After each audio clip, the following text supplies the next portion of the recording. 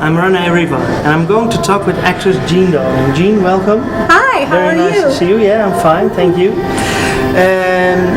In 1934, Yes, you worked on a movie called Jane Eyre. that's right. I was 11 years old. Yeah. You played the role of Jane Eyre as a child. Yeah, that's right.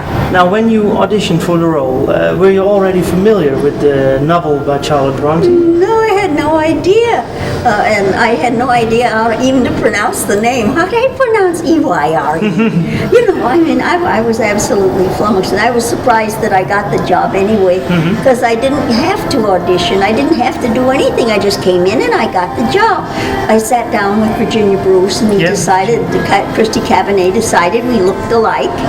And so I got the job. But you see, he'd seen me in 2 or 3 plays. I did plays at the Director's Theater. It was with I did The Father. I did Birth in the Father. I was in the Wilderness, and I don't know, a number of plays. And he'd seen me on stage, so he knew what I could do. Okay. So that's how I got the job, and I got the job. Well, I must say it's really very nice to see. But you speak with an English accent, but your accent, this English, you do it perfectly. Thank you. How did you accomplish this? Well, they sent us to, both of us, Virginia and me, to coach to learn an English accent.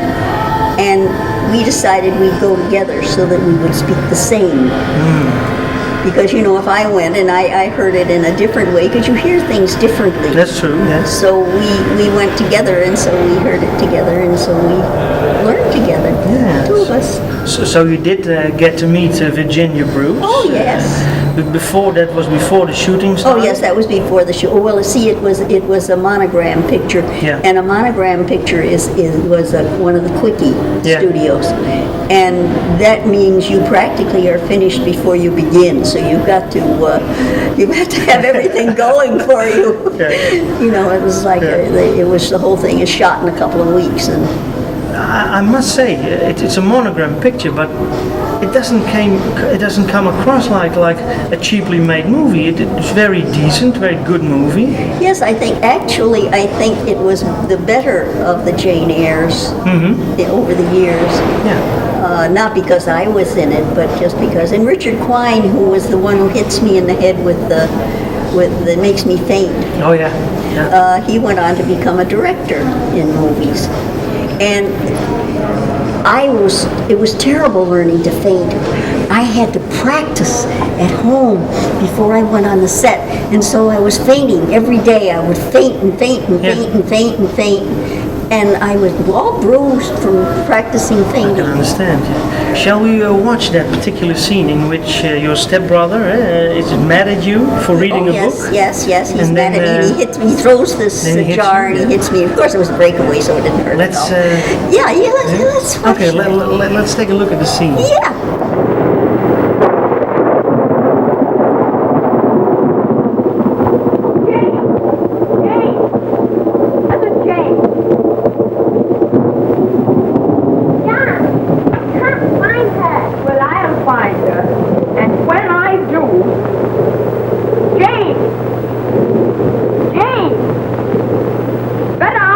Or you'll be sorry.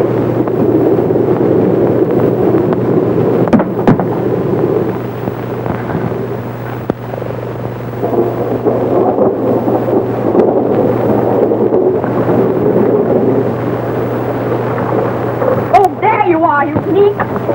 Leave me alone! Leave me alone! Baby cat, baby cat, they have thunder tonight. You're hurting.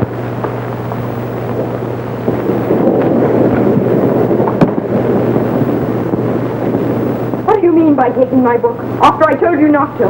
I didn't hurt it. I was just reading it. Baby cat, baby cat. This is our house, and you'll do as we say. And this! That'll teach you to take my things.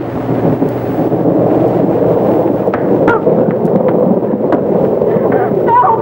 Help! He's killing me! Help! She's killing him.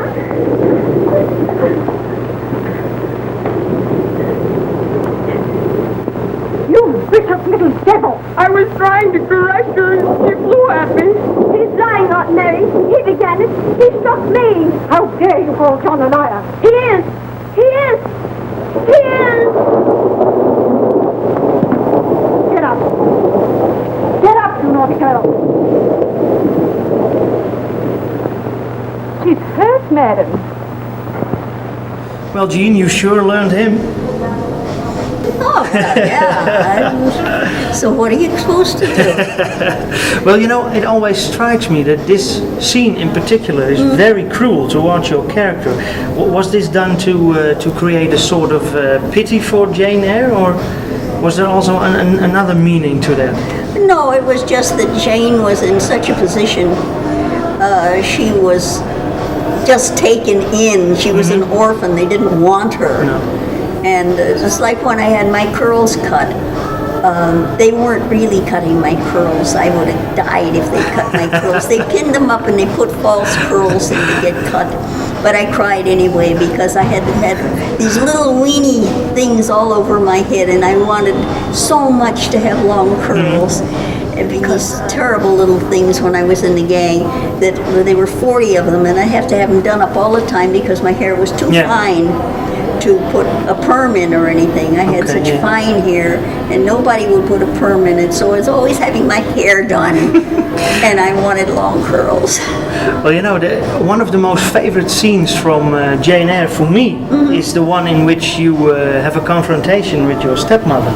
Because in that scene you are so dedicated to tell this woman the truth. And I would like to see that particular scene now right with you. Oh, you want to see the mean side of me? I want to see that mean side. Let's take a look. Okay. Tomorrow.